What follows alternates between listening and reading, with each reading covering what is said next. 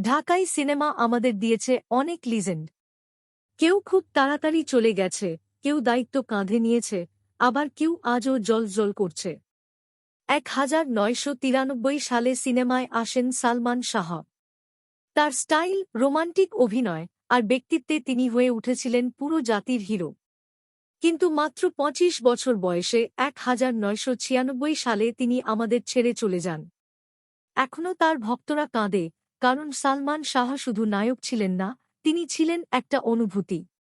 সালমান শাহর পর ঢালিউডকে শক্ত হাতে ধরে রাখেন মান্না।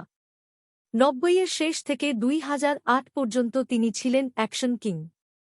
200টিরও বেশি সিনেমায় তিনি দর্শকদের উপহার দিয়েছেন একজন ন্যায়বিচারের হিরো। কিন্তু 2008 সালে তিনিও হঠাৎ চলে গেলেন। শূন্য হয়ে গেল সিনেমার আকাশ। এরপর আসেন শাকিব খান। 2000 সাল থেকে আজ পর্যন্ত তিনি ঢাকাই সিনেমাকে কাঁধে বহন করে আসছেন। নাম হয়েছে নম্বর 1 আর megastar.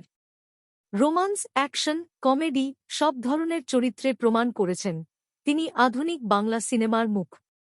Salman Shah romance king, Manna action king, Shakib Khan megastar. তিনটা ভিন্ন যুগ, তিনজন ভিন্ন লিজেন্ড। কিন্তু ভালোবাসা একটাই, বাংলা সিনেমা।